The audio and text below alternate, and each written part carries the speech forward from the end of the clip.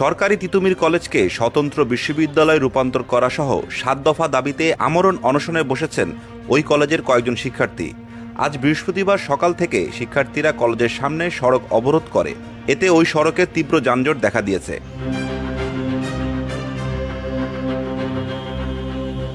গতকাল বিকাল ৫:৩০টার দিকে কলেজের মূল ফটকের সামনে তিতুমির বিশ্ববিদ্যালয় রাষ্ট্রীয় স্বীকৃতির দাবিতে আমরণ অনশন ব্যানারে অনশন শুরু করেন তারা।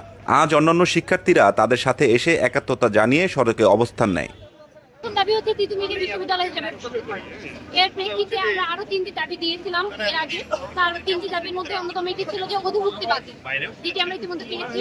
তার মধ্যে বিশ্ববিদ্যালয় কমিশন গঠন, যেটি হয়নি, কিন্তু আমাদের একটি ফিজিবিলিটি এসএল নামে কমিটি দিয়েছে। তারপরে দাবি ছিল বিশ্ববিদ্যালয় পূর্ণাঙ্গ বিশ্ববিদ্যালয়।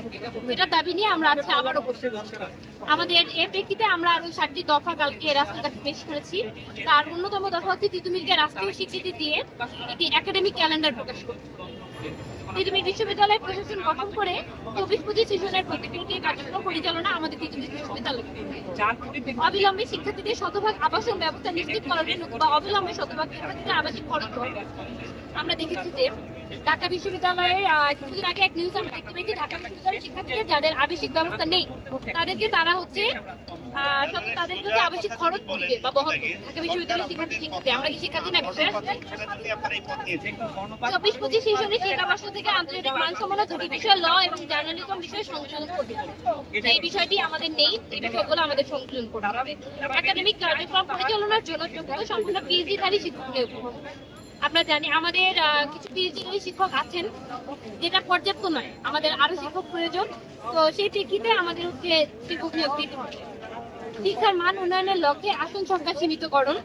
আমরা এখানে আমাদের আসন সংখ্যা প্রতি বছর প্রায় হচ্ছে ৬ থেকে ৭,০০০ আসন সংখ্যা বা ভর্তি করানো হয়। তো সেই প্রেক্ষিতে আমরা দেখতে পাই যে প্রত্যেকটি ডিপার্টমেন্টে ৩০০ থেকে ৪০০ জন স্টুডেন্ট হয়। এখন ৩০০ থেকে ৪০০ জন স্টুডেন্ট নিয়ে ক্লাস করাতে আসলে মানসম্মত শিক্ষা আমরা পাচ্ছি না, সেটা নিশ্চিত করতে হবে। আন্তর্জাতিক শিক্ষা গবেষণার বিনিময়ের লক্ষ্যে জমি ও আর্থিক বরাদ্দ নিশ্চিত করতে হবে। আমাদের জন্য যে আর্থিক বরাদ্দটা দেওয়া হয় সেটি খুবই সীমিত, আমাদের জন্য পর্যাপ্ত আর্থিক সুবিধা দিতে হবে। আমি সায়েন্স ফ্যাকাল্টির একজন স্টুডেন্ট, আমার ল্যাব গবেষণার জন্য সেরকম কোনো সুবিধা নেই, আমার মাইক্রোস্কোপ নেই, আমি আমার গবেষণার কাজ করতে পারি না।